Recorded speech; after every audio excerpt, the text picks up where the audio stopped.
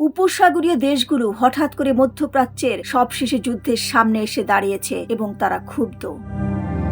যুক্তরাষ্ট্র ইসরায়েলের বিমান হামলার জবাবে ইরান শত শত ক্ষেপণাস্ত্র ও ড্রোন ছুড়েছে তাদের আরব প্রতিবেশী দেশগুলোর দিকে। এসব হামলায় তাদের ভূখণ্ডে থাকা মার্কিন সামরিক ঘাঁটির পাশাপাশি বেসামরিক ও জ্বালানি স্থাপনাগুলোকে লক্ষ্যবস্তু করা হয়েছে।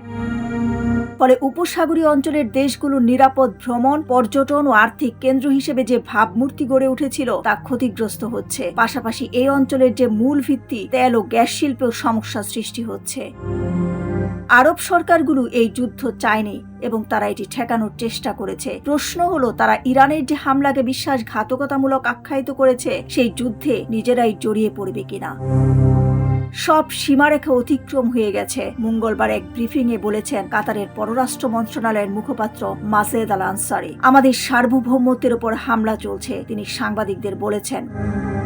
অবকাঠামোগুলোতে হামলা হয়েছে, আবাসিক এলাকায় হামলা হয়েছে। এসব হামলার প্রভাব একেবারে স্পষ্ট। সম্ভাব্য পাল্টা জবাবের ক্ষেত্রে আমাদের নেতৃত্বের সামনে সব বিকল্পই খোলা রয়েছে। তবে আমরা স্পষ্ট করে বলতে চাই, এ ধরনের হামলা কোনোভাবেই বিনা জবাবে থাকবে না এবং থাকতে পারে না।